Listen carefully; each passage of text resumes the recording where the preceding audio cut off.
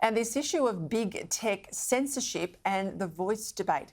Joining me now, Deputy Executive Director of the Institute of Public Affairs, Daniel Wild. Daniel, I wanted to talk to you today, given last week you were on the program, you talked about how the work of the IPA, analysis work on issues like the relationship or the comparison of the PM's voice proposal to what we're seeing in New Zealand with the Maori Waitangi Tribunal that now has veto power over legislation. You've done some analysis on that. You put it out there for people to see and read and learn ahead of our vote here in Australia. Of course, that's now been censored by Facebook and criticised by both the ABC and RMIT's so-called fact check. I think the same things happened to discussions last week on this program about the full 26-page Uluru Statement, the statement that wants treaties and land reform and compensation as a percentage of GDP, all of that. This is what we've got to look forward to, I guess, as Australians, given this misinformation, disinformation game that's going on around the voice, is what the Prime Minister now wants to lock into legislation if the Parliament is stupid enough to vote for it. Well, that's right, Peter. I think you've done a very important public service in uncovering these extra documents of the Uluru Statement from the Heart to better inform Australians about the potential impact and the true radical nature of what is being proposed under the voice to Parliament. And, of course, whether it's one page or the length of the document is a part of it. But, of course, it goes to the secretive nature, the lack of transparency of the government and the Yes campaign, their unwillingness to have proper information and a proper debate about the Voice to Parliament proposal. And as you rightly identified, this is taking place under the spectre of the government's proposed misinformation laws, which would be the greatest attack on political communication in Australia in peacetime history. What it would mean is that the government could put out whatever information it wanted to. It would be protected from its own laws. But if you wanted to criticise what the government's doing, mainstream Australians would be captured under those laws. And as you've identified before, it would empower unelected, unaccountable Star Chamber bureaucrats in the Australian Communication and Media Authority to define what the truth is. Because ultimately it would be ACMA that decides whether or not big tech is censoring information in the appropriate way, which means ACMA would be deciding what the truth is, what misinformation is. And as we've seen over recent years, everything from COVID to climate, the official definition of the truth can change every single day, and there's no way Australians could ever comply with these draconian laws. It was crazy. I listened to FM radio today, and there was a transcript. The Prime Minister said that basically, people like me are making it up. Conspiracy theorists last week.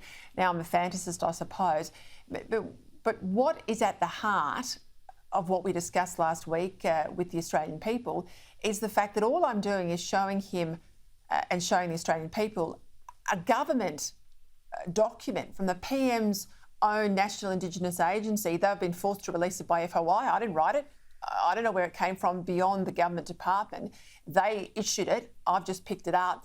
And the other thing is, the RMIT fact checkers, they say, well, we've got Pat Anderson, who was involved in the Uluru process, out there saying it's a one-pager. We've got Megan Davis saying it's a one-pager. Sure, you had them say that on Wednesday, but for 6 years, both these Aboriginal leaders have said it's not one page, it's 18, 20, 26 pages long. They've implored Australians to read the detail. And of course, when you do read the detail, you realise it means reparations and compensation and a percentage of GDP. And it's a highly emotional, angry document. Any wonder the PM wants it buried. Well, that's right, Peter. You've identified something important, which is what the voice would really mean. And of course, the purpose of the voice is to be a counterparty to a treaty, because you can't have a treaty with several hundred entities at one time. So the purpose of the voice is to be a counterparty to a treaty. And one of the reasons they want to have a treaty is those such as Professor Marsha Langdon, who co-authored the Karma Langdon report, has said Australia's constitution is racist. So they don't want to change the constitution. They would like to nullify the constitution, and the treaty would become Australia's second constitution. That is really the intent and the purpose behind the Voice to Parliament. And as you say, Peter, that's one of the key reasons why they're censoring this information, because they know when Australians learn about it, they don't like it. Talk to me about Qantas today. They've got their Yes campaign material on the fuselage of a number of planes.